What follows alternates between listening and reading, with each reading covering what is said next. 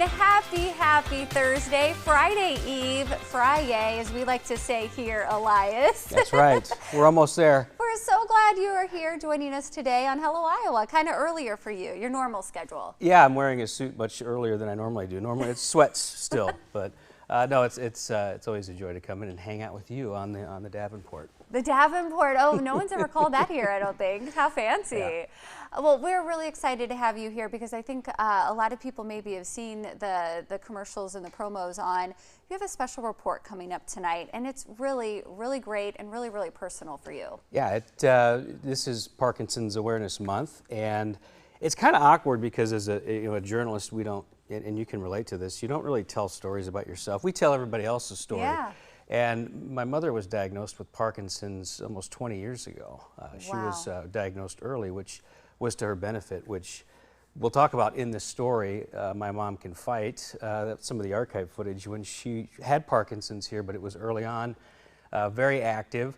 And so she's been doing therapies and treatments, and my dad has just been connected at her hip for the past 10 years especially, and taken her to appointments and therapies, Rochester, Iowa City, long drives.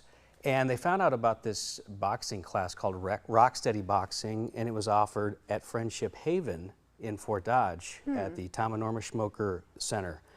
And these folks are specially trained that work at Friendship Haven, and they take these Parkinson's patients, there's roughly 10 of them, through exercises, non-contact, but they wear the gloves, and they move through different stations, but there's also a cognitive portion of this training as well that they go through to help with longevity, confidence, balance, and the idea here is to reduce symptoms and give them some better balance and just a better way of life. And it was pretty incredible to see them as a group, all of them different stages in the prognosis of their disease, but all of them with the spirit and the willingness to want to try to keep fighting.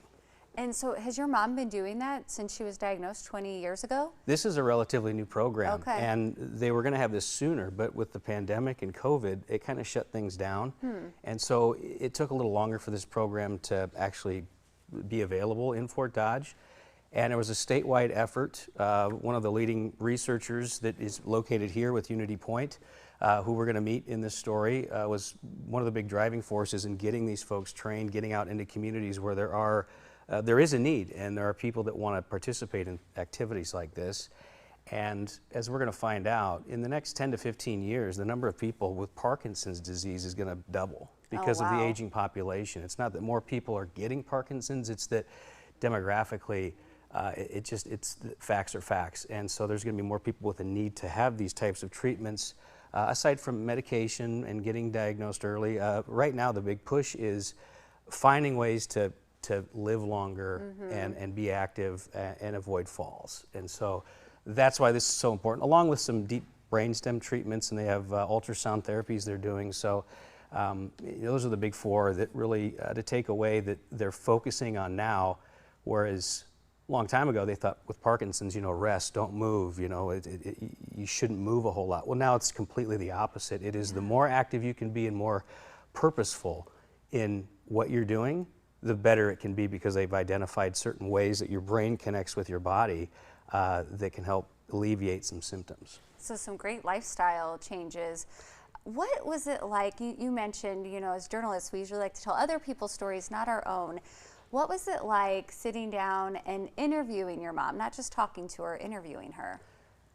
It's personal, it's tough because when we're together and we share time at holidays or even visiting, my mom doesn't throw pity parties. She's not big into that. And it's tough for us as we watch the disease progress, right? We throw our own pity parties. But the focus has always been for her, it's not what I can't do anymore, it's what I can still do now, And it's time to move on and focus on what we can do now and focus on today. And I know it was tough for my dad too, but mostly because he's not a public person. He thought that he could just give me the story idea and not participate. I said, no, you're part of it. This was his idea? This was his idea, yeah. He was the one that told me about it, and I was kind of hesitant at first, but then I thought, number one, it's important that people know about this program and can start asking about, is it available in my community? Yeah. And then also, with my mom having this for 20 years, there are people that are in stage 1 that have been diagnosed for a year, year and a half. They're looking at my mom thinking, hey, if she can do it, I can do it. You know, I can have a quality of life and still continue to live and fight. And so that was, you know, I kind of got over myself pretty quick and said, you know, I figured who better to tell Mom's story than me. And I had plenty of stock footage, you know, of her throughout her life. So it's an honor to be able to do it. Still awkward, still emotional, but it's important.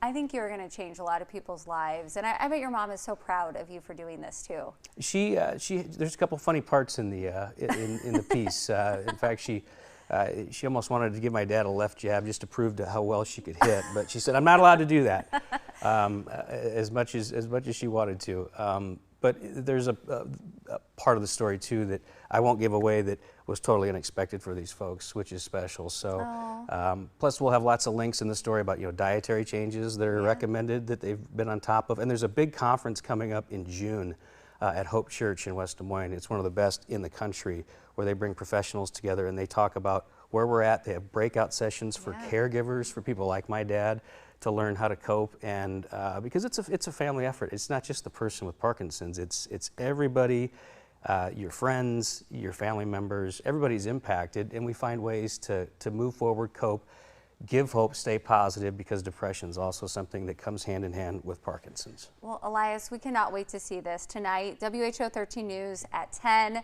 We will all tune in, and can't wait to see these special moments. Thanks for being here and putting on a suit to share it. Yeah, no problem. And I know Mom and Dad are watching right now, so. Thanks for sharing your story. Thanks for stopping in. They usually do. Big fans, big fans. We love it. Thank you so much. Well, your old jewelry.